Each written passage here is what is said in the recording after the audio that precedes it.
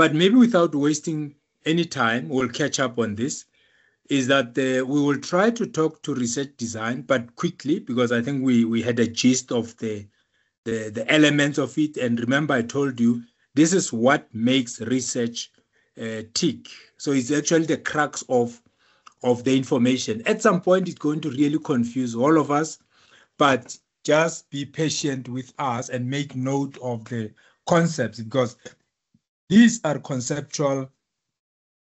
Some of them are conceptual framework that you will need in your research as we go along. So don't rush into sampling, population, all those. We'll get there.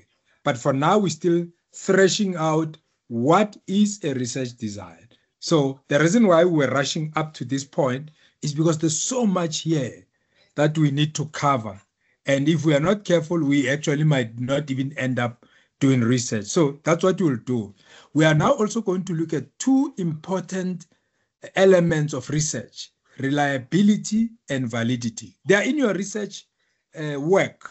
So reliability and validity. And please, if you hear me repeating it over and over, just remember that it's very, very important. So this is what we'll cover. Last week, what we did, apart from the variables, the dependent and independent variable, which you are welcome to share with me if you have them, we agreed that we will move forward, but also re-engage, because we did have that conversation on variables.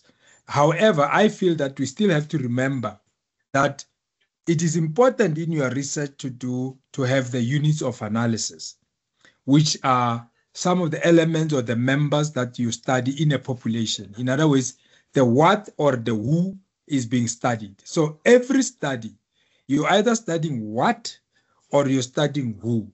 And I remember we had some difficulties in trying to identify units of analysis that, no, my study doesn't have. There will be no study that I'm aware of, and I'm not really talking about a lot of studies, that I'm aware of that would not have a unit of analysis. All what you are saying is you are not going to say, this is my unit of analysis when you state your case, but it has to be visible when I read it. So nobody says, this is my unit of analysis, this is my dependent and independent variable, and so forth. But at least just in looking at your research topic, I should be able to get the units of analysis, which is either the elements or the members of the population. In other words, the what or who is being studied. That is standard, ladies and gentlemen. It's almost like saying your study will have variables. So that's one way of determining whether you've got the right topic or not. You know, what is my variables here? If I do have variables, which one is dependent and which one is independent? Okay, I've got that. If I've got the variables, then the next question is, what is my units of analysis? Because what you are doing is you are trying to establish some kind of empirical relationship between your variables and how they impact the units of analysis. So you're looking at what is it that who am I studying, and what is it that I'm studying, which are those variables where you want to say, is there any relationship? And if there is, what is the kind or the type of relationship that the variables have? Remember, the independent variable influence, or when you manipulate it, it impacts on the dependent variable. That's what you should know. Now, even in your own study, you need to then say, but I'm looking at my variables. Which of my variables is independent and which of my variables is dependent? And by the way, what is my units of analysis? So when you come to collection of data, you are looking at the variables, and you're also looking at how these variables interact with your units of analysis. Because at the end of the day, whatever study you do is you're making conclusions on how the variables relate to the units of analysis. Now, when we then talk about research methods, now please take note, these are research methods. When you talk about methods in research, we mean the forms of collection of data, analysis of data, and the interpretation that you are proposing. So in your research methods, you are proposing what are your collection, how are you going to collect your data, analysis of your data, and interpretation of your data. So as researchers, you collect data using an instrument, or you gather information on behavioral checklist. So you're going to look at the behavior, or you're going to use an instrument. So, but there has to be something that you use to collect it. So the instrument for collection, analysis, and interpretation is what we talk about when we say research methods. Now, the methodology, when you talk about methodology in research, this is the way of thinking about and studying your social phenomena. So the general approach is that as a researcher, you're carrying out a research project. So you are going to do a project called research, which then you are going to dictate the particular tools that the researcher selects. So there will be tools that you need, that you will require as a researcher. And of course, if you look at the data and the methodology, these are intricately intertwined. So when you talk about methodology that is chosen, is that you need to consider the nature of the data that will be collected in the resolution of the problem. So when you look at the methodology, this is like, what kind of data do I need to solve or to answer or to handle this problem? So it is really to do with the data that you need. For example, if you need to test cholera in the area of Hammanskraal, you're going to get the right tools that will then create an opportunity for you to sample correctly, so that you use tools that test bacteria that are waterborne and they cause bacteria. So basically methodology and the data are intertwined. So when you look at the methodology and the methods, these are the important elements of research. But remember, we are saying all this, the method and the methodology, still link back to the discussion we had on the variables, independent, dependent, units of analysis. Now, what makes research, ladies and gentlemen, so exciting, but perhaps also so boring? And I don't know what is your view on it, but it's just the way in which you can understand the technical jargon that is being used. Because when we talk about methods, and we say, when you look at the methods, it's about the forms of data collection, the data analysis, the data interpretation that you as a researcher, you're proposing. But the kind of data you need, it's the methodology. So here is that you need to say, this is the instrument I'm going to use to collect. This is the instrument I'm going to use to analyze. And this is the instrument I'm going to use to interpret. So you're telling, as a proposal, you're telling us upfront that your collection of data will be guided by instruments. So it's not haphazard. You're not just to walk in there and start collecting data. No, you tell us upfront, this is how I am going to collect data. The reason why you're doing it upfront is so that there could be proper guidance between yourself, your promoter, so that you're able to say, now that I've cleared my path on how I'm going to collect data, my ethical clearance, my analysis instrument, and so on, then we are able to see whether the instrument that you're going to use to collect data is complementing the instrument that you're going to use to analyze data, and it's also going to give you the capability to interpret that data, because that's what you need. Now you can imagine if you go and you look at airborne bacteria disease and you come out there and you've not used the right instrument for it. Now, when you don't use the right instrument for analyzing the data collected, you're more likely to get the wrong information. So that's why it's important upfront to have the methods, because then the methods assist whoever that you are working with to see if you are going in the right direction in terms of the instrument you are going to collect, analyze, and interpret. Now, why is this important? Because in research, again, we will talk about it just now on research design, is that different approaches are meant to achieve different objectives, as well, or different approaches are meant to resolve different problems. So it's almost like driving an automatic car, but then saying to me that you will be changing gears as if it's a manual car. So you just need to know what makes this instrument applicable and appropriate for analysis and interpretation. And therefore, the data and the methodology, as we said, they are linked to each other. Now, if you look at the research as a framework, it's really connected to each other.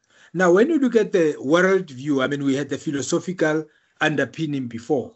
That's what we spoke about. All this talks to the design, I mean, whether it's quantitative, qualitative. So there's a linkage between and amongst the philosophical framework, the designs, and the methods.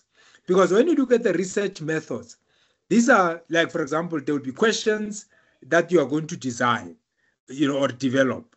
There will be data collection techniques that you are going to come up with. There will be data analysis instruments or techniques that you're going to develop. There will be interpretation techniques that you're going to come up with. And there will also be validation. But when you look at the designs, on the other hand, we also looking at quantitative and qualitative. Now, we also have mixed methods.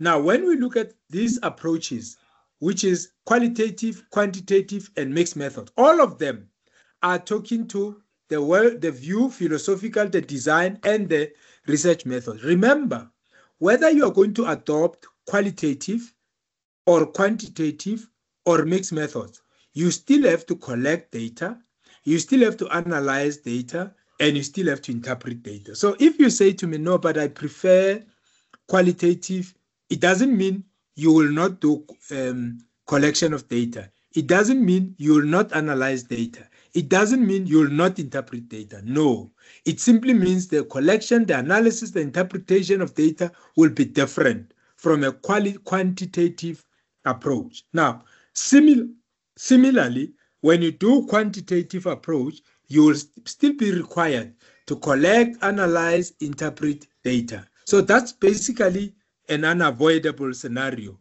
Now, when you do mixed methods, ladies and gentlemen, again, even there, you're probably just saying, I'll combine the two because there's strength in the way that I combine the two, and it's because the nature of research that I do will be talking to more quantitative. I need to look at it statistically, and I also need to look at it qualitatively. Again, there's a principle that we spoke about that I said, if you use different ways of collecting data and multiple ways, remember there is a principle that we said is triangulation. Very good principle, and give your research more strength and actually believability. But we'll talk about this as we go along. However, for the designs, we're saying you can look at experiments, qualitative, you can look at ethnographic, these are examples, and mixed method, you can look at explanatory, sequential.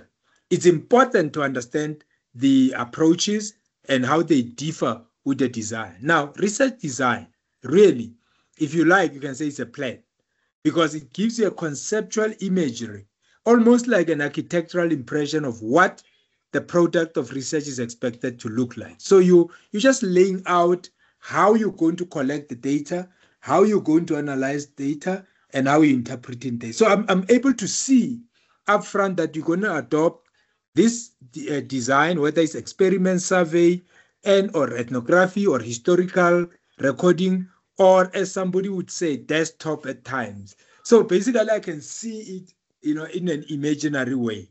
And it determines and outlines the methods and steps that you are going to follow in finding out the information. So in a design, I need to see, these are my steps. You're going to interview 10 people, or you're going to send questionnaire to 600 people, or you're going to sit in a focus group, or whatever that you prefer. But it's actually a plan for selecting subjects or participants, if you like. So I need to see, how are you going to select participants or subjects? Now, here we're talking about what?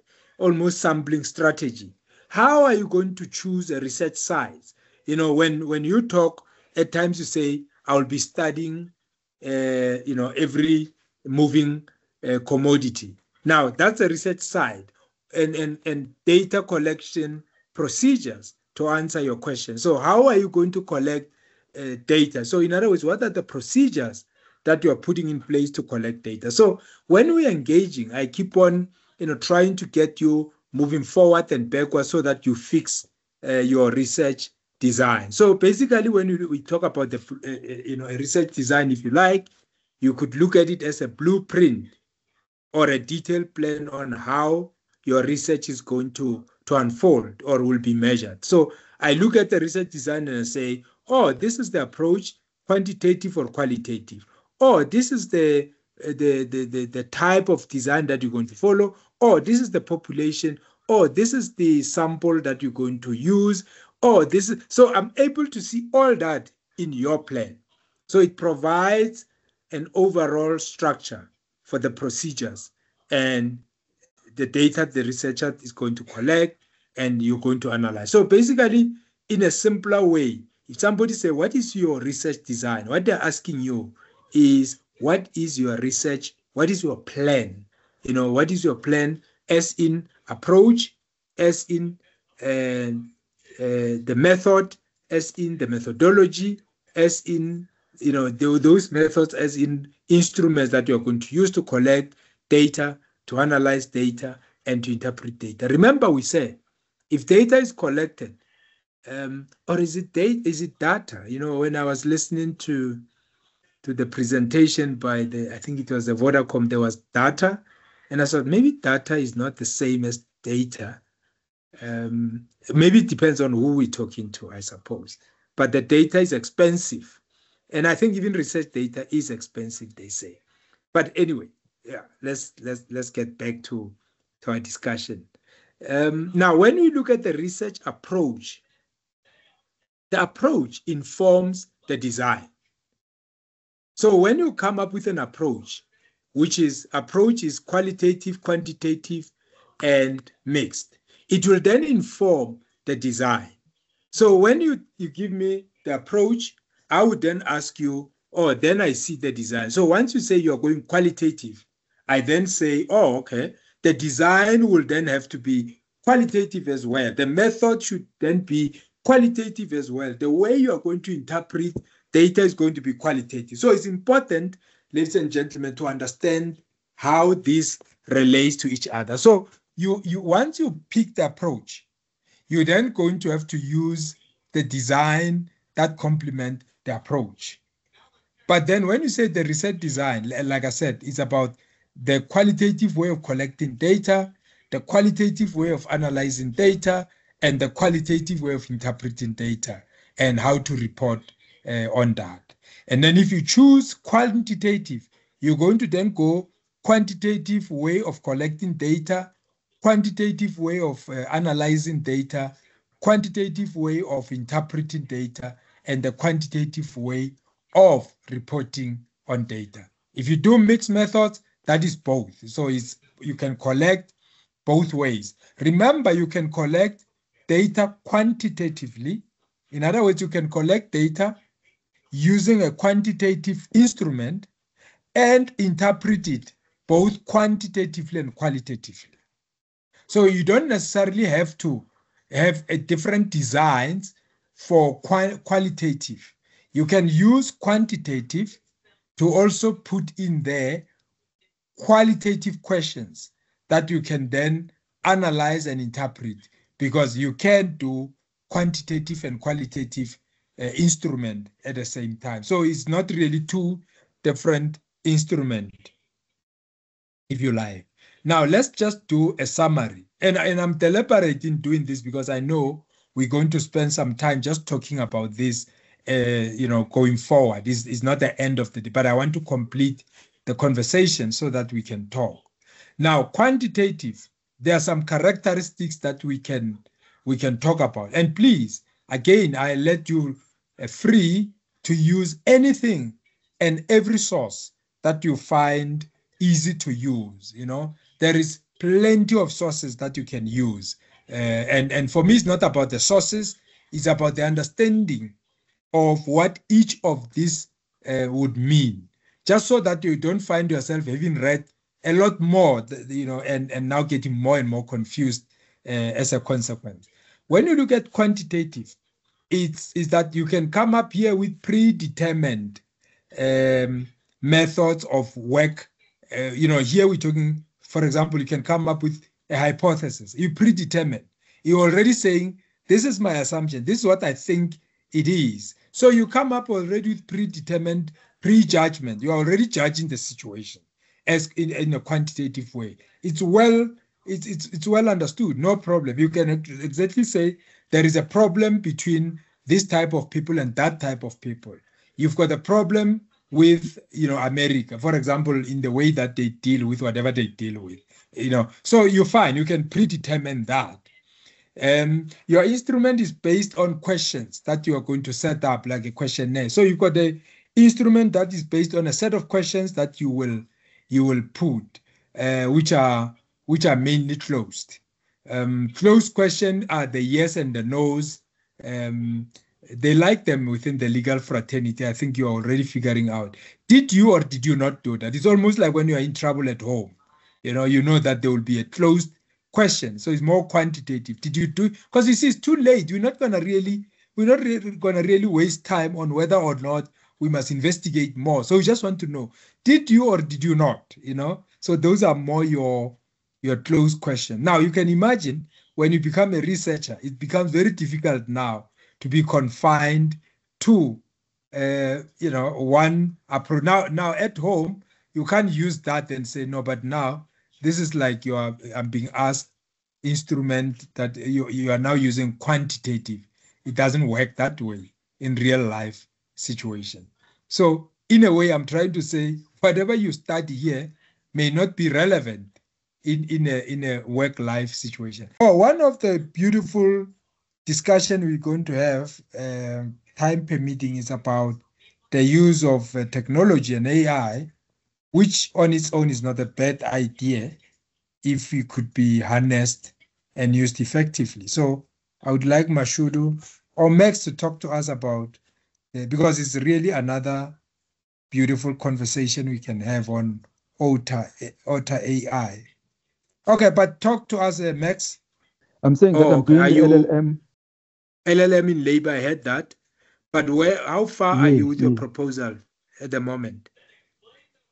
No, with my supervisor, I just lost in now my topic. And then he's looking at it, and then thereafter it will be a way forward as to how do I deal with it. You submitted the topic. Now here I'm just, yes. Okay, what is your labor topic? I'm curious about that. I'm just looking at how to involve regional magistrates court to resolve labor disputes such as unfair labor practices and the unfair dismissal. The reason is being that it appears as if they're saying that the initial reason is to establish specialized court labor courts to deal with this matter, to remove that burden from the other courts is not being achieved to the extent whereby currently the labor courts themselves, they are overloaded. The other problem is that at the CCMA, as you would know, that the commissioners there, the commissioners, they it's not a requirement that they must be at the level of an attorney, so to speak. Yeah. Therefore, it creates a problem of, in the sense, in the matters that I've involved in, it creates a problem because that's a question of dumping. I mean, they're just passing these matters to the labor court to deal with, and then that creates a problem for an employee because mostly it is the employee that suffers. Now, doing that, it defeats the whole purpose of establishing the cost to shorten the process, to reduce the negative impact on the employee if the employee's case is strong. By the time the employee's case is heard, it's almost 5-7 years down the line at the labor court. By that time, that employee's life is been ruined terribly.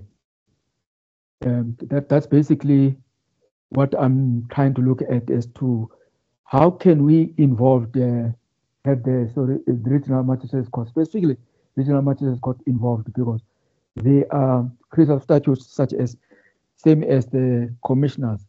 But I'm aware that even that decision might end up going to the Labour Court, but it is also open that their decisions can be challenged at the High Court, thereby spreading the load at the end of the day. That is what I'm looking at. It's the method of doing that in all those things. That is why I'm listening here today to look at the various methods of research that I can engage on. We'll take it from there, because I think I had you on the labor related disputes that happened at the various layers, and there is a discussion to be had there. So I made a note for talking to you on that. The main reason for my work, just to cut it short, the main reason is just to shorten the pain that has been felt by the employees when they have to wait for the Labour Court to hear their matter. The second one is... So are you investigating? Yes, the second one is to try to find out how to spread the work at the Labour, you see, because the Labour Court, as things stand now, they appear not to be quoting. We have got only four. Just share with me the second one. How do we spread the work of the Labour Court at the Labour Court? In other words, can the Magistrates Court, Regional Magistrates Court, be used to do some of the work that the Labour Court is? To adjudicate over some of those matters, yeah. Yes. Because I hear you, because I mean, labor, the legislation there can be adjudicated also within but I'm sure that's something that you will expose in a much more empirical way, that some cases can be dealt with, yes, at the magistrate level, that they don't necessarily need to go to a labor court as well. No, I hear you. And I'm sure the research will point to that direction. I mean, if you come to think of it, yes, there is just so many cases at the labor court that if you're going to get justice in 5, 10, 15 years as an employee, but that time, if you've really suffered, the prejudice is too long. And it could have been, but then you might also be confronted with a challenge of the magistrate courts that may also bring their own dynamics as well. But I'm sure that's why you are interested in that research project, because the magistrate courts, both at many levels, might also raise additional to their responsibility, because they themselves also feel, as it were, that they are already overloaded. I see Linus' hand is up off the mark. Go ahead, Linus. Good day, Prof. Yes, good evening. Just perhaps here, recently in the High Court, a practice directive was issued where parties, especially with cases where there's disputes, must engage in mediation. So maybe he must have some similar consideration for his research as an avenue possibly to also investigate. I'm just mentioning it off the cuff because when he was speaking, I was thinking about the delays in the High Court is up to 6 years at the moment. So and it's very frustrating for us as legal practitioners. So maybe something similar could be proposed in the Labour Court. And because remember, the Labour Court is on the same level as the High Court, and possibly there could be a resolve between the parties if they could possibly have a similar route. That's just my 5 cents. No. You're actually saying no. That's really golden 5. It's a golden 5 cents, because what you're saying is look at also the alternative that could be explored empirically that can work without really also overloading the magistrate courts and the lower courts and so on. Because the reality is there's a lot of disputes emanating from labor relation related aspects. So a dispute resolution mechanism similar to the ones that have already been directed could also be explored over here. But then that can also release a lot of pressure from the judicial officers. And again, for me, there's no harm in looking at alternatives to dispute resolution that are properly regularly. But that's what you are saying as consideration for next study. I mean, it can be, or it can be, I mean, it can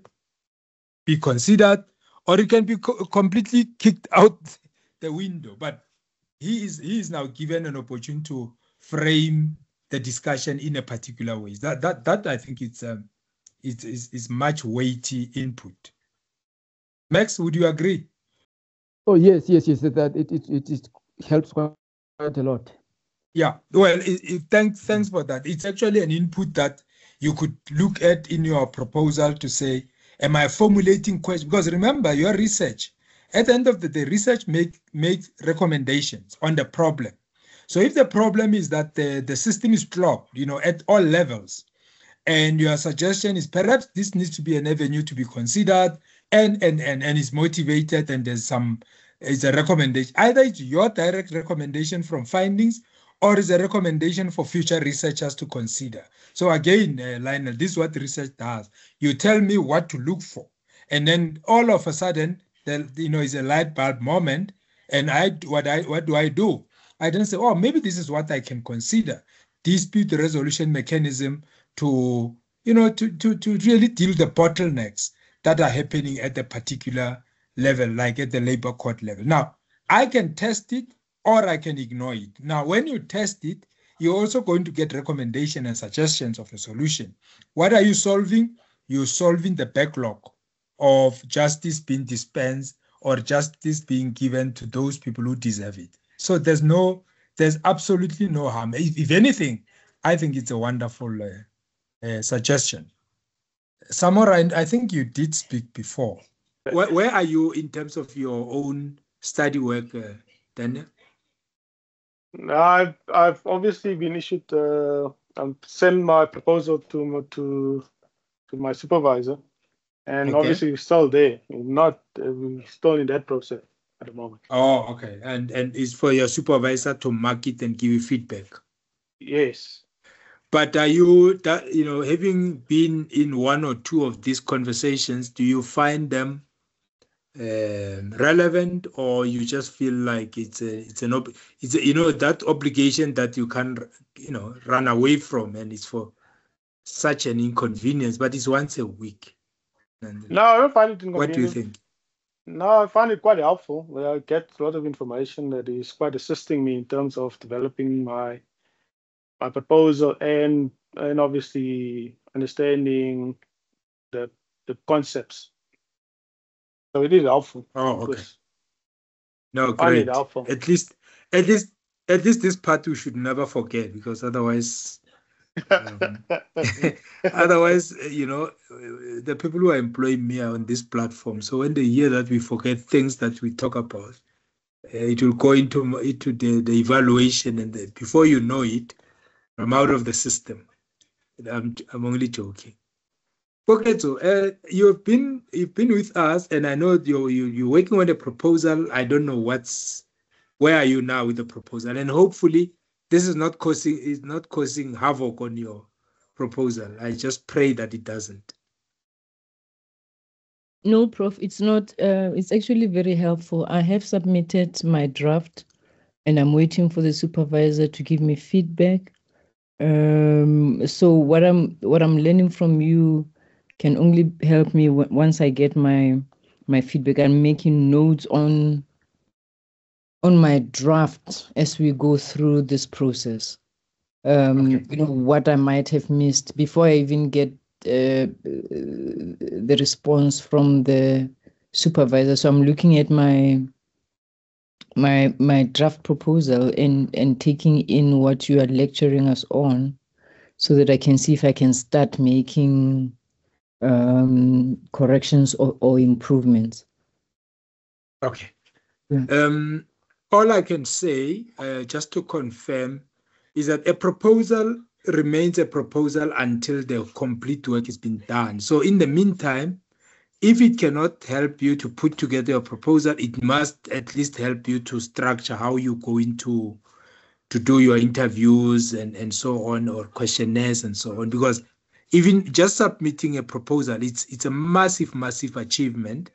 Now you can imagine adding to that, perhaps now you are ready to do the next step. Because what matters in research really, for me, everything matters.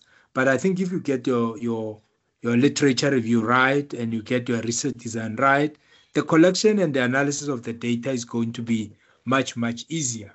But again, it's a positive step to have submitted a proposal. Not everybody is lucky enough to submit the proposal. So if your proposal has now been submitted, and if it's accepted, even more exciting.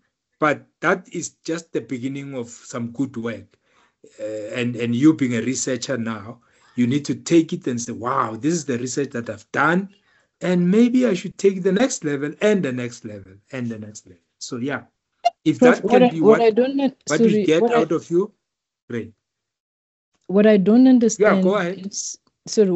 What I don't understand is that when I applied for LLM last year, I was required to send a draft proposal.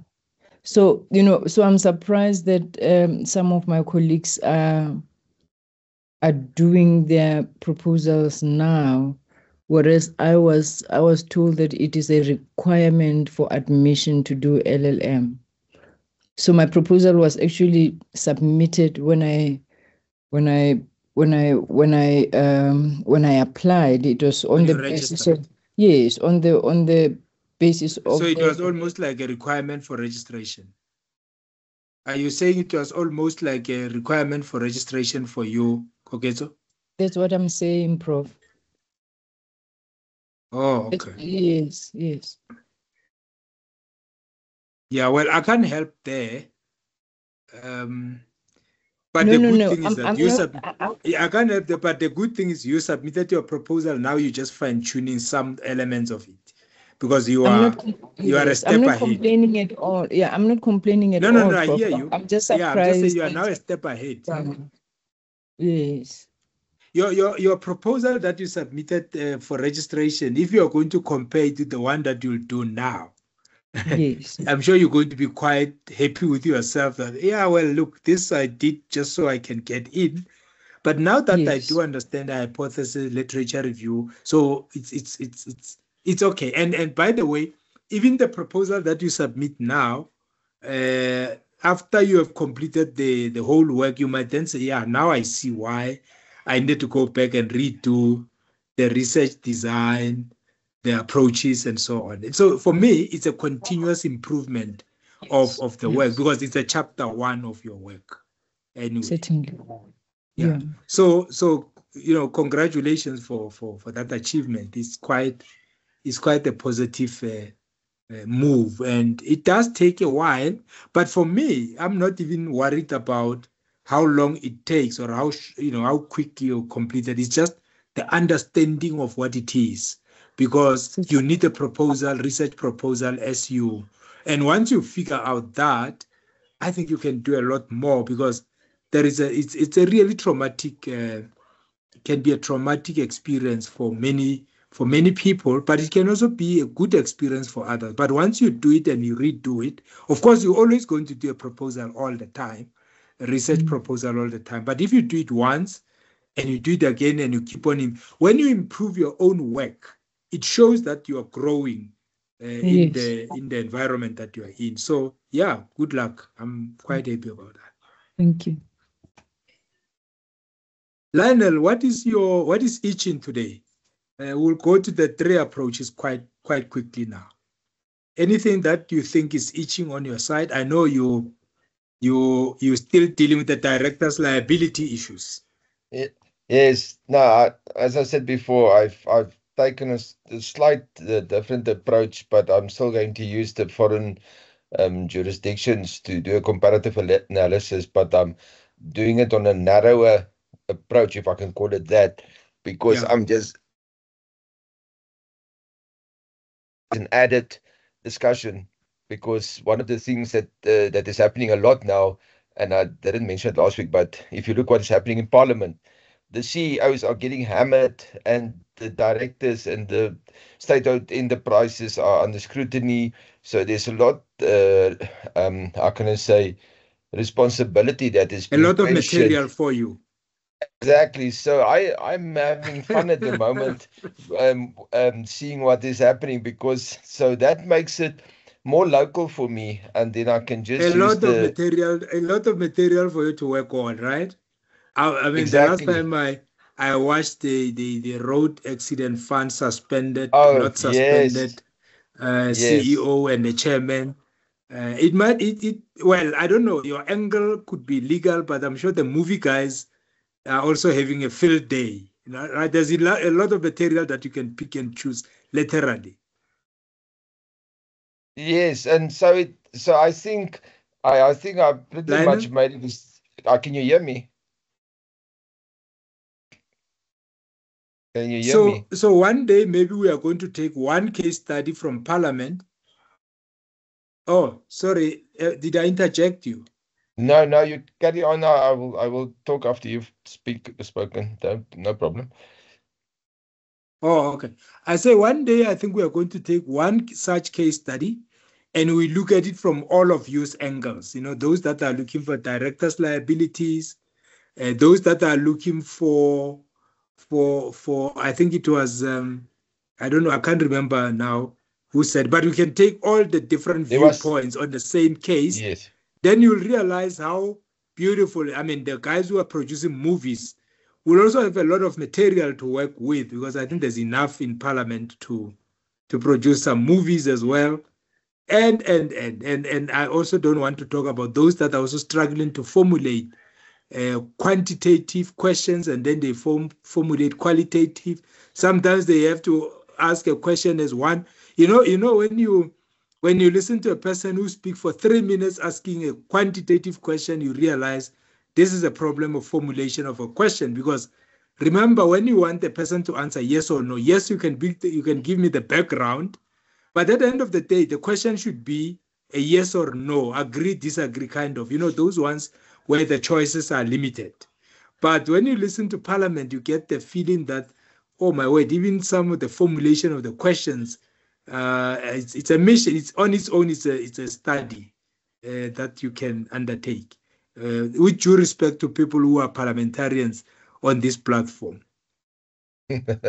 Yeah, and the problem I'm also picking up is I looked at the statistics lately because I've got about uh, 7 years statistics from Stats SA, and now I know the statistics are correct because they work in conjunction what is received from the CIPC, and then you see also the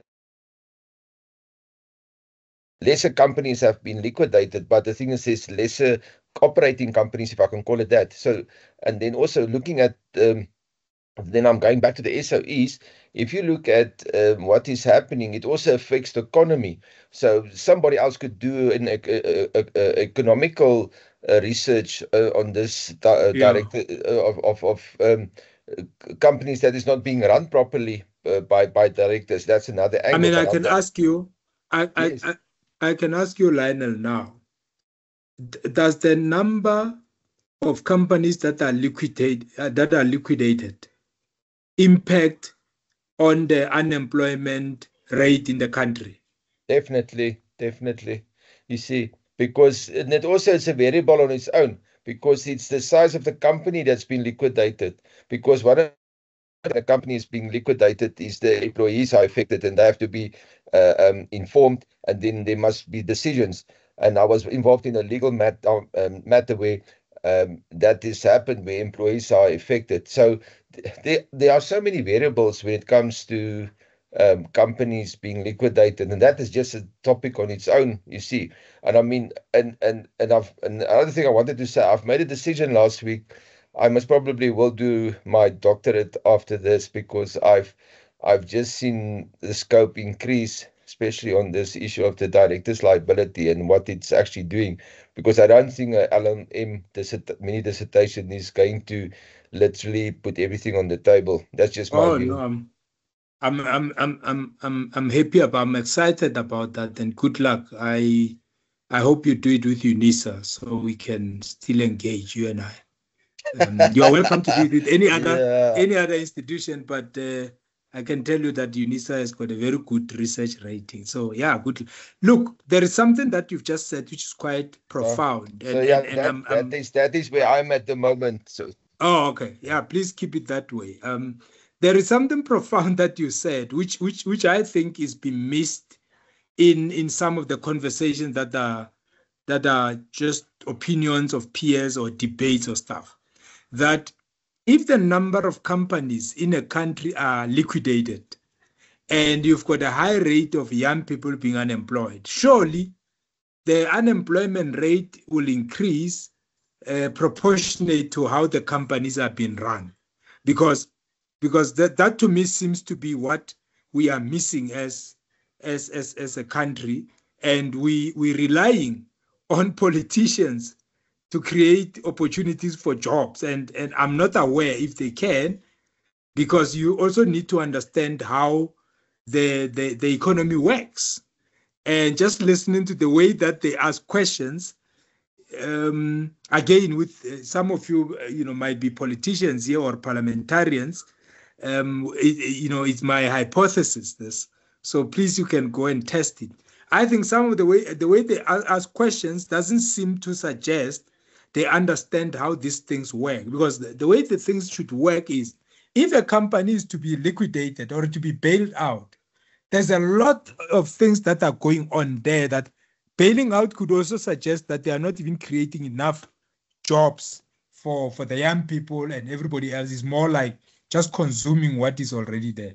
That's a hypothesis. It's not correct. It's not proven right, but it is therefore you as researchers, you need to come out and tell us what is it that we are doing and we are doing wrong, and what is it that we need to do and we need to do right. For me, I'm saying, if statistics say there are companies that are liquidated in quite high volumes, that's quantitative. You need to look at why is it that they are, and what impact will that have for job creation and job opportunities. That's given.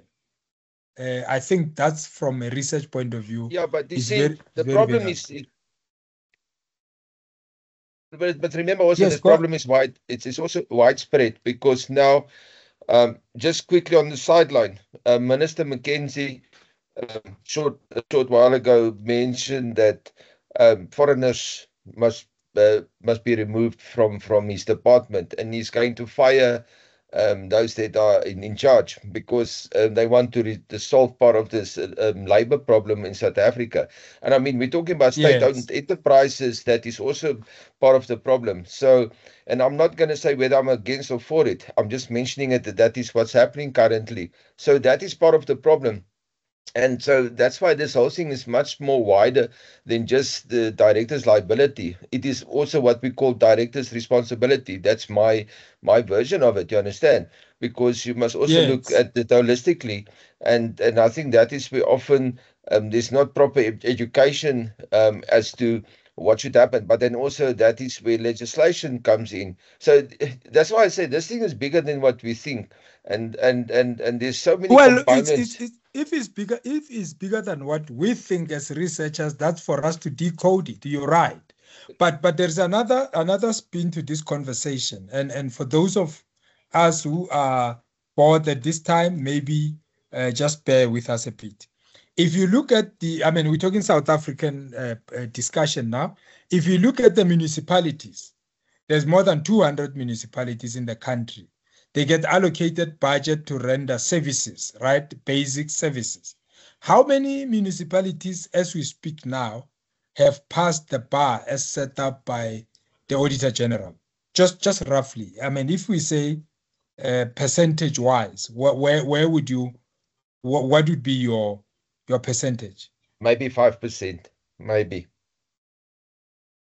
because maybe most of the municipalities, less, right? Most of the municipalities, they fail it. I think with the last, and I can't remember how many years back, maybe a year or two or so ago, I think if there was 1 or 2 municipalities that passed properly, it was a lot. It's now what does that, so for me, this is enormous. I mean, there's a huge, enormous losses that we get out of this. One is that surely they might also mean that the level and the quality of service is not great, because and others just, others just literally get what is called a disclaimer, the worst form of, a Auditor General's report. Now, all these are issues that confront the country. Now, when you then say there's a high rate of, say, for example, crime, and maybe there's a high rate of unemployment, all those together may constitute a huge, it's almost a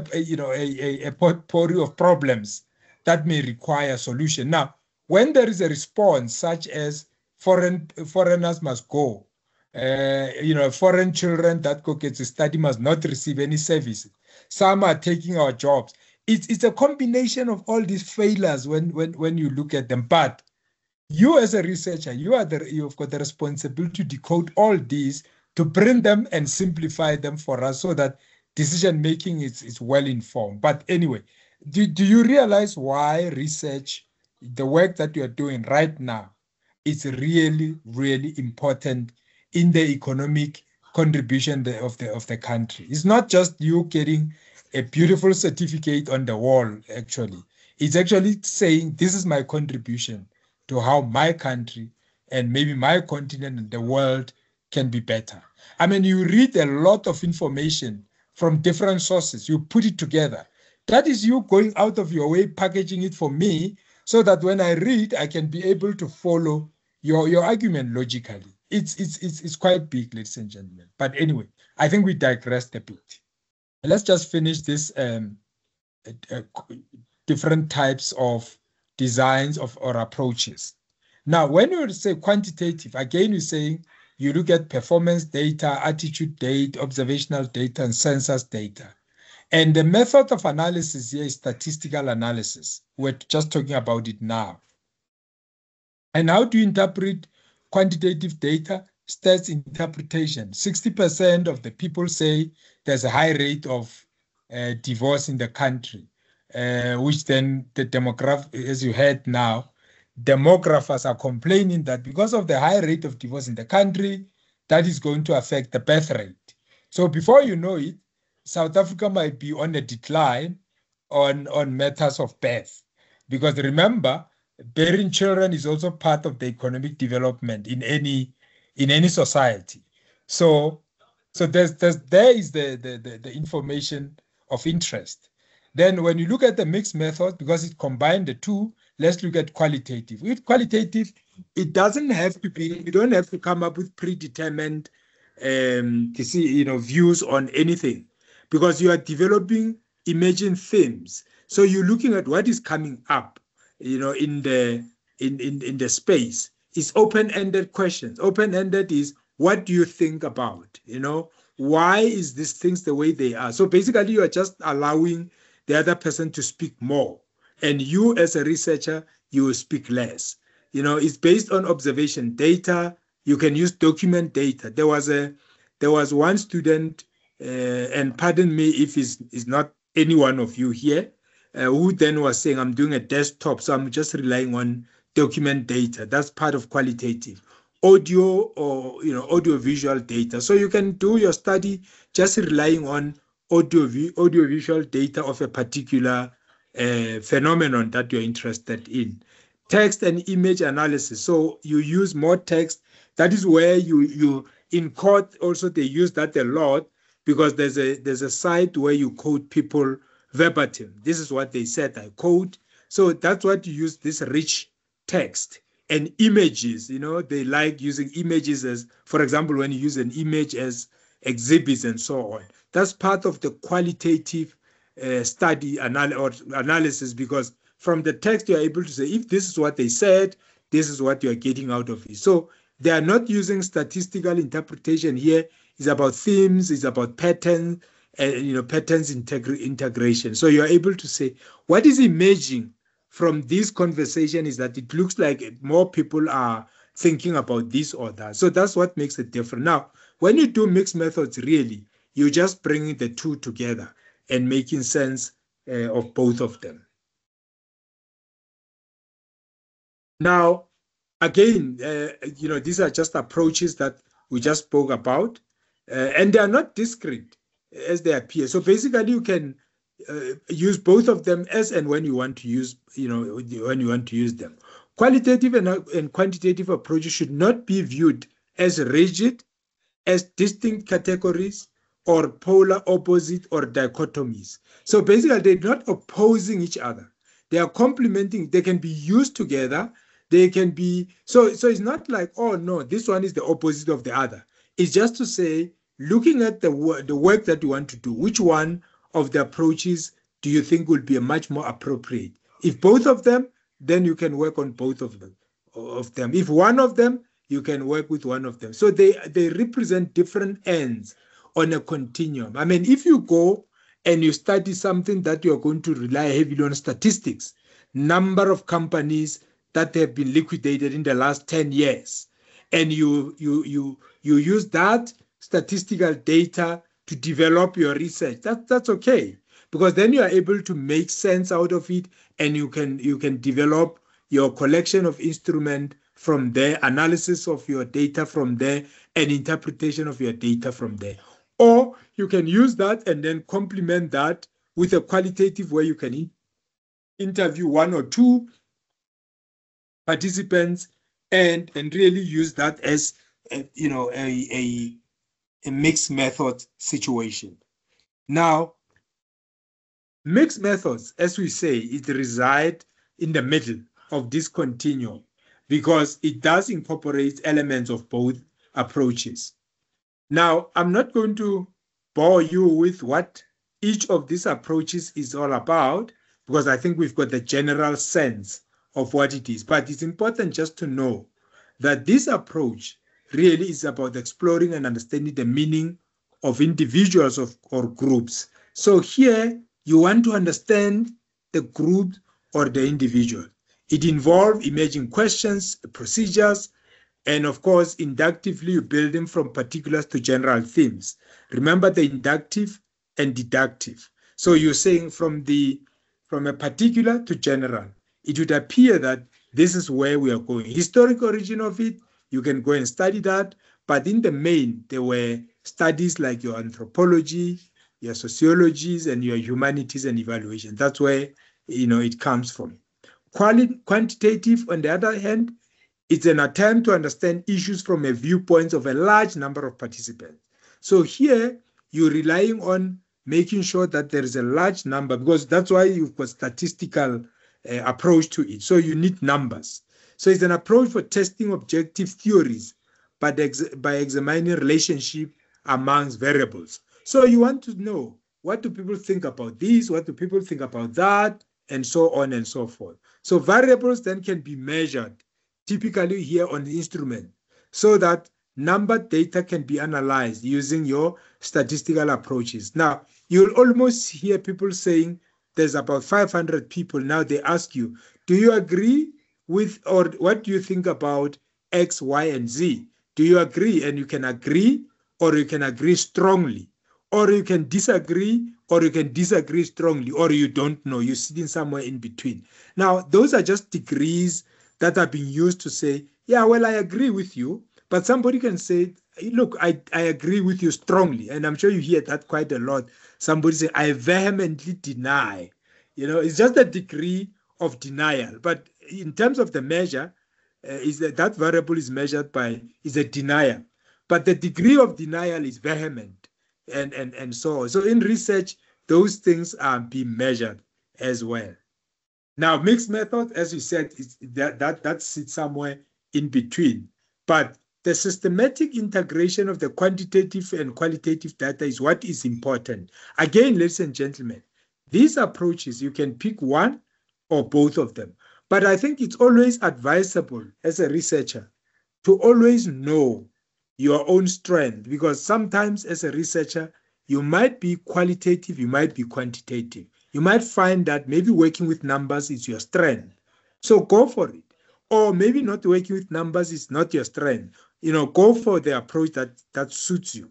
Because at times, I think the temptation is to want to do, all of them, only to find that perhaps your strength is in one of the approaches. So it is important as well as a researcher to know where your strength lies.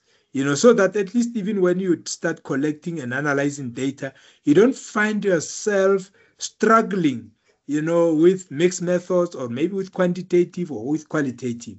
It's just an advice. But all the time when you work, please work with your promoters or your supervisor. Now, that then concludes, ladies and gentlemen, for now. We are not talking about the steps. We will come to that, steps of approaches, qualitative, quantitative, and so on. But I thought before we go to those steps, let's, for completeness, also discuss reliability and validity in research. This is going to be another subject that I don't want you to reach a saturation point.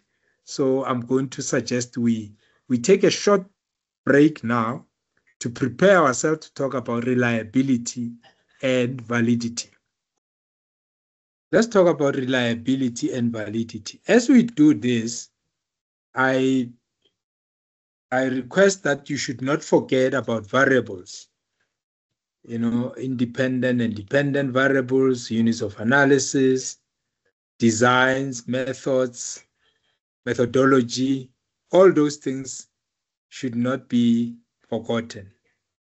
Now, in research, when we talk about reliability and validity, is to do with ways to communicate the rigor of research processes and the trustworthiness of your research findings. So when you hear the term reliability and validity, really is about how rigor was the research process and how trustworthy are the findings. So when we talk about reliability here, we describe how far a particular test or a procedure or a tool, such as a questionnaire or an interview that you are going to conduct, will produce similar results in different circumstances, assuming nothing else has changed.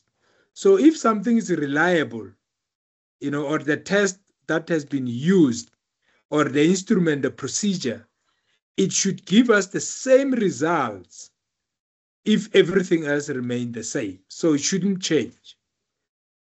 But validity, on the other hand, is about the closeness of what is measured.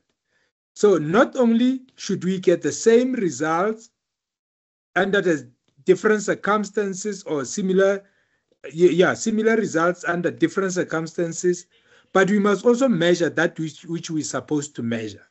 So in other words, if you say you're going to measure that which you're going to measure, you should measure it. And that instrument that you are using to measure that which you intend to measure must produce similar results over time and even if circumstances, in different circumstances, if everything else is the same. So if you tell me it takes 30 minutes from, the OR Tambo to Pretoria, and I follow exactly what you have followed, I need to get the same results. But I should be going to Pretoria. Because if I go somewhere else, I may have been achieving the reliability, but not necessarily the target. So I got there in 30 minutes, but I did not get to Pretoria. So the instrument measured that which was measured, but the target was missed. So there is a very interesting line between reliability and validity. So you can still be reliable, but not valid. Or you can still be unreliable, but valid. So you went to Pretoria, but you actually gone all the way to Vereeniging first, back to Mpumalanga, then back to, so basically you got to Pretoria. So the measure of Pretoria is correct, but the instruments was unreliable. So reliability, ladies and gentlemen, is to do with the accuracy of an instrument. How accurate is the instrument that you are using to measure that which you are measuring? It's about the consistency or the stability of the results of an experiment. So it does refer to the consistency of a measurement. That's whether repeated measurements of the same object or a phenomenon will provide consistent, stable results. Now, consistency is a necessary condition for internal validity. Now, when you talk to internal validity, I like the measure that you get in a court of law for internal validity to make it more simpler, is that when you prove beyond reasonable doubt, that's internal validity. So in other words, you have achieved the consistency and the level at which you say, we could not doubt that fire causes smoke. There's no doubt about that's internal validity. So in other words, every time you make fire, you should then be expecting smoke. So reliability of an experiment is set to increase if the experiment is repeated and consistent results are obtained. So what is it? So the instrument must be, the experiment must be repeated. So whenever I do it, and I do it at a time and at the way and at the measure and the degree that you said I should do it, I should get consistent results. So the consistency or the repeatability of an instrument is what reliability is about. So when you follow a procedure that I have given you, you should really be able to get the same results. So I'm spending time reading all this because for me, reliability and validity are very, very important, especially when you do research, because you're researching whether or not there's a relationship between and amongst variables. So if your measure is going to be correct and accurate, and it gives us consistency, then you are achieving both reliability and validity. But remember, it doesn't necessarily become wrong if you do research and we cannot, we don't find reliability or repeatability of the instrument. That one moment you have a questionnaire, but when you look at this questionnaire, how it's been administered and so on, or is an interview, but the way you conduct this interview, or is a focus group, but the manner in which you conduct the focus, whatever instrument that you use, or is documents, and the way in which you scope your documents is different and so on. Now, reliability, again, as we say, it's about whether the results of a study are responsible. So in other words, here you are able to say to us, the results of which is smoke is as a result of the independent variable. So in other words, you take in responsibility that I can confirm that there is a relationship between these variables or amongst these variables. How do we know that? Because the instrument that you use was not only consistent, but it is responsible to collect the accurate data that you collected. So whether a particular technique that when applied repeatedly to the same object, it yields the same results. What do they say about madness? They say if you do same thing over and over and you expect different results, that's called madness. Why? Because you can't do the same thing over and over and expecting different results. That's reliability, maybe measurement at the much more crude level. Now, basically what it suggests there is, if you want to see change, you have to change the way in which you apply a technique.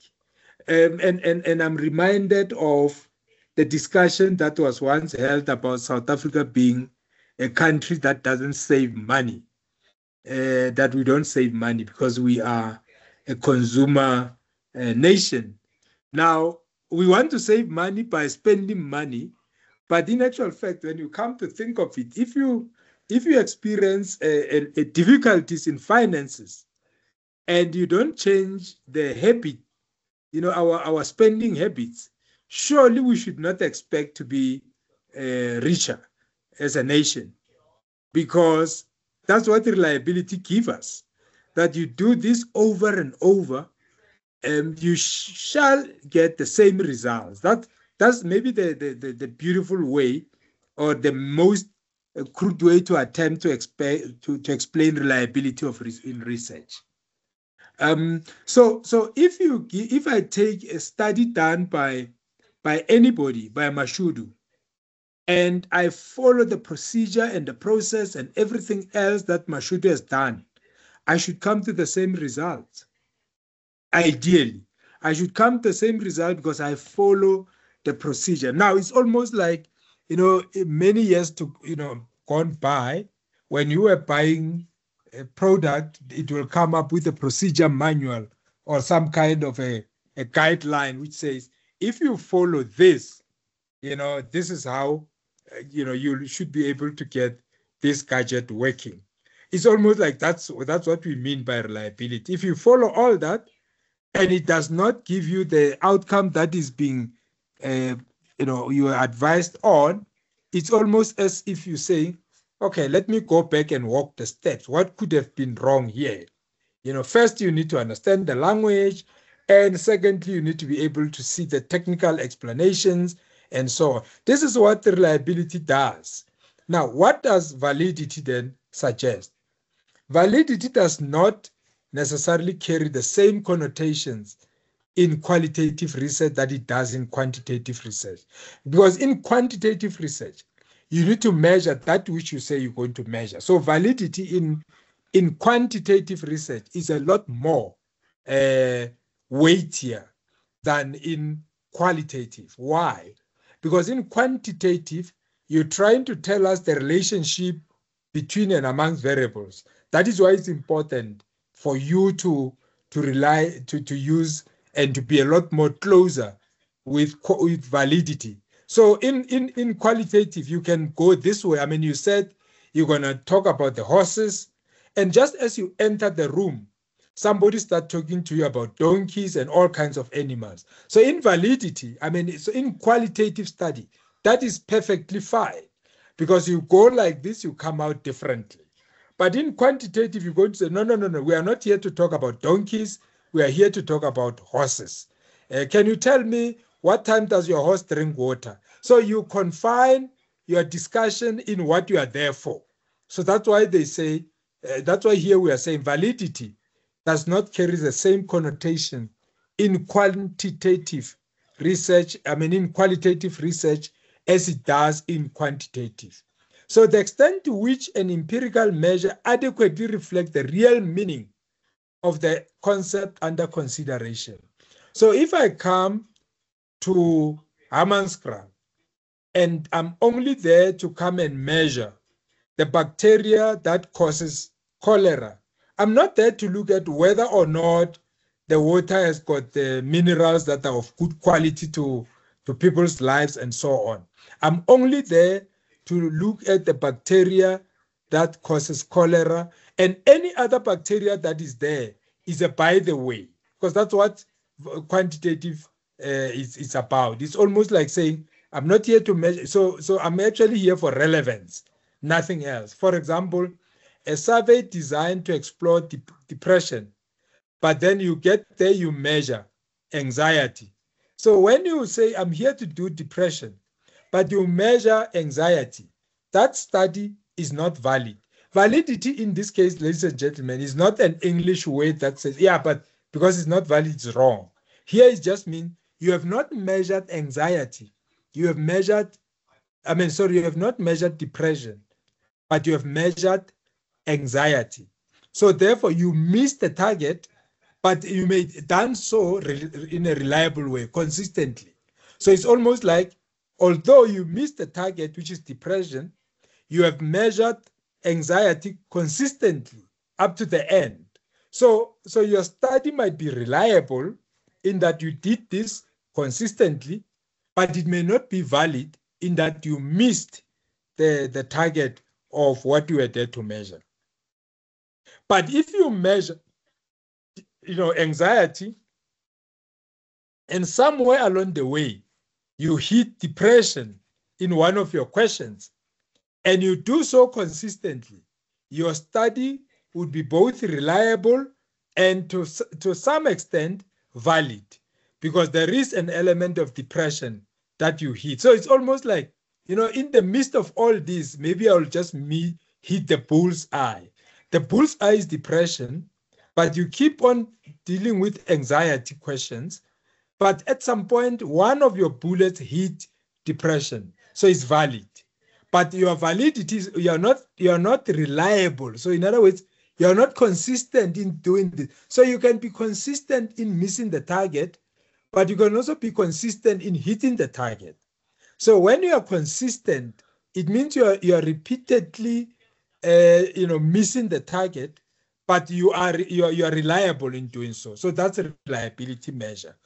But if you are reliable and hitting the target at the same time, you are both reliable and valid. So high validity demands high reliability. So in other words, for validity to be high, you need to be consistent in what you are doing. So you're consistently asking questions that are relevant and that are hitting the target.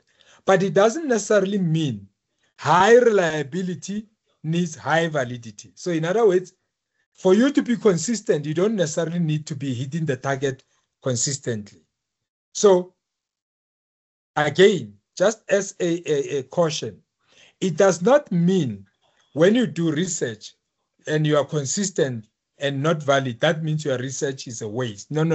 It simply means you did miss the target, but maybe you did so not consistently or consistently. So understand reliability and validity. The other one is repeatability of the instrument, that you are repeated. You are reliable, consistent, and stable in doing it. It's almost like late coming. You are consistently late. And it's almost like you're doing it so reliable. You're so reliable at it that we can even predict that you're going to be late. But the way in which you are so late, as I said, I mean, you're doing it all the time. But there are times where, it's not about the late coming. It could be the level of contribution. So maybe the target is you hit the target because then you contribute, but the lateness is so repeated all the time. So just understand those, but we'll keep on talking about them, because I want you to understand that even in your research, remember, when you put down research, you say, I am not here to do anything else. I'm here to look at the director's liabilities, right? Nothing else, nothing more. So the way in which you are going to formulate the instrument, the procedure, should actually talk to how consistent and how reliable you are going to be. So consistently, you'll be asking questions that has to do with reliability.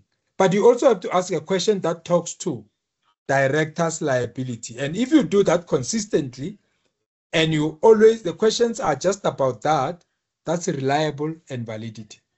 Now, internal validity, very, very important, is whether the results of your study are legitimate, how participants were selected. That's very important. That's the sampling. How data was recorded and analysis performed. So the extent to which its design and the data yields allow you as a researcher to draw accurate conclusions, cause and effect, and other relationship within the data. So because you are able to confirm how you selected your participants, how you recorded your data, and how you analyze your data, you may then be in a position to actually make conclusions on the cause and effect or other relationship within your data. So if you are able to tell us the degree to which changes in the dependent variable are due to the independent variable rather than something else. So in other words, you are able to tell us that I know for a fact that fire causes smoke. That is the internal validity we are talking about. I know that the reason why there's a high rate of teenage pregnancy in this community is because of the abuse of substances. Those are the kind of internal validities that we are talking about. So if you can confirm that the changes in Y as measured may be attributable to X, which X becomes the dependent variable, that is what we call internal validity. So the internal validity threads or the internal invalidity, as some authors call it, are experimental procedures, treatment, or experiences of participants that threaten your ability as a researcher to draw correct inferences. What we say here is there might be situations where I follow your procedure, I follow your manual, but I'm not getting the same results. Why? There could be what we call internal validity threats. So in other words, what are those risk areas that could lead me not to come to the same conclusions as your study, although I'm doing the same study that you did? We're saying there are those that can influence that, like your history, like maturation, like regression, like selection, like mortality. All this we are going to repeat, ladies and gentlemen, but just make note of it. The reason why I'm not able to come to the same conclusion as you, Koketsu, is because you did this study 15 years ago. So history might have taken place, and it could be that today's history and that history that you conducted your research was different. That could influence the way in which results come. Maturation. People mature, people grow up. So when I spoke to somebody at the primary school or at the high school, it's different from that person being at the tertiary institution or you at the master's level. Your understanding and your comprehension today is different from your comprehension at the high school as you entered the university and so on. Experimental mortality. It refers to the loss of subjects. You start a group of participants as 20, and by the time you finish your study, you have lost 2 or 3 of your subjects. That's mortality. So people leave, people move on in their lives. So you can also have some people that are going to drop out or those that are going to leave your study. That is part of the threat to your validity. In other words, to you making conclusions without reasonable doubt. Location as well. Location threat means that something about the setting of the study. If I talk to you in your work environment or, at the workplace or at a place where you are uncomfortable in a taxi, somebody's rushing towards a taxi, it's getting late, and you say, let me talk to you for 5 minutes. It could influence that, the way in which people respond to your study. Threats can also include instrumentation, the way in which we use instruments. The procedure for administering instruments changes over time. For example, if I were to interview you, and maybe I start with things that you are uncomfortable with, this might just be one of the reasons why you don't want to participate any longer. Statistical regression, interaction of threats, and so forth. So these are, issues that can contaminate your design at different stages. So when you select, you need to do selection of participants. So different stages. Remember, you can have a whole population. You select the design of the instrument. How do you design the instrument? How do you test and pilot test the instrument? How do you make sure that the instrument that is tested now has now been integrated into the totality of the instrument that you're going to use for your study? Internal validity is, are you sure that fire causes smoke? So you've got no doubt, reasonable doubt that you are the person that we say you're found guilty for the offense that you've done. Now, what then becomes external validity? Here, it talks to the population. We call it generalizability. Involves whether the results that have been given by the study are transferable to other populations. So in other words, if you take the population, are you able to generalize your results to the entire population? You can only generalize, ladies and gentlemen, this is a principle. You can only generalize your findings of the study if your selection of your subjects were representative in nature. So in other words, if you go to a population, you select a representative sample of that population, then you can generalize the findings. So here it talks to the population.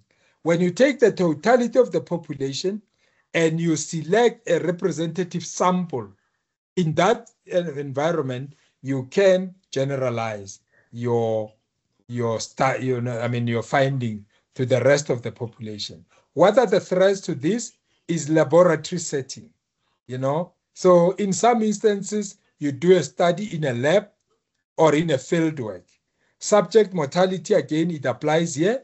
As we said, people move in their lives, so you may find it difficult to have representativeness of your population because people have moved. Selection bias, it's very interesting that in some instances, we tend to select those that agree with us because it makes work easier than those who differ with us, e.g., increase in the internet sample with different knowledge. So, for example, you go to the internet because it's convenient. And there is this very important effect of validity threats. We will repeat this, ladies and gentlemen, so there's no need for you to really stress about it. What I'm doing now is just for you to take interest in internal and external validity. And why is it important that we understand reliability and validity in research? Now, the Hawthorne effect or the testing effect is, if it's human nature, people change their behavior when they know they are being monitored. So if you go to a place and you tell people, I am going to record you, you're more likely to get a different behavioral responses to your questions than when people are not aware that they are being observed. So that is the testing effect. Participants, they recognize they are being tested, may give researcher what you are looking for. It's almost like when you are in prison and you are going to appear before a parole board. I cannot imagine you will go there and you will not cry as hard as it's possible because you know what they are looking for. So your behavior has to fit the profile of what they are looking into. And then you've got external interferences, which is also one of the external factors that can influence external validity or your research result. How do you improve validity? Very simple. You increase the heterogeneity of the study population. So in other words, you look at how heterogeneous is my study population. Is it representative of the broader population that I'm studying, or is it homogeneous? So if it's homogeneous, you are more likely to have a validity issue. Having validity issue doesn't mean your study is wrong. It simply means you will not be in a position to generalize. Another way to improve this is the representative sample. So you look at your sample and you say, is it representative of the totality of the population that I'm studying? If not, you bring that which is missing. Now you've got a generalizable sample. So this use of technology is that which you would use really to augment your work. And I think I'm not the one to tell you how much technology is now influencing the work that we do. Some people are using the AI now technology. We just have to see how we make it ethical. The ChatGPT, GPT, and we saw earlier on the Otter, artificial intelligence to take notes. So people are in the meeting, but they're actually not in the meeting. Systems are there to take notes for them because they are focusing on other things of life. We've got transcription software. When you go and interview people, you ask for permission, you record, and Hypersubscribe or Dragon, naturally speaking, help you to transcribe your notes. Audio or video recordings or pictures can be used to document ideas. And so right now where we are, ladies and gentlemen, we use internet, literature review. People are no longer working manually and physically in the libraries. They sit in the comfort of their couches, internet and Wi-Fi. Turnitin is also used to check so this is unavoidable, the use of technology in research. So this, ladies and gentlemen, concludes our conversation today. But I can confirm to you that we will come back to to validity and reliability, because those concepts for me should sink in even much more than qualitative and quantitative and mixed methods. But I thought today we need to tease this so that we have an opportunity to go and read a little bit about them. But as we do this, please, I beg you, do not forget the variables that we've spoken about, the units of analysis, because this is what makes your research easier to follow and, interesting to read. At the same time, don't forget referencing. It's very, very important. Thank you very much. This then concludes our day on what we were meant to cover today. Just remember, consistency is reliability and hitting the target is validity. So you can be consistent in missing the target. That's reliability. But you can also miss the target consistently, that you scattered all over, but you hit the target, but not in a reliable sense. So you can still have validity. So hit the target, hit it consistently. That's reliability, high validity. Thank you, Prof.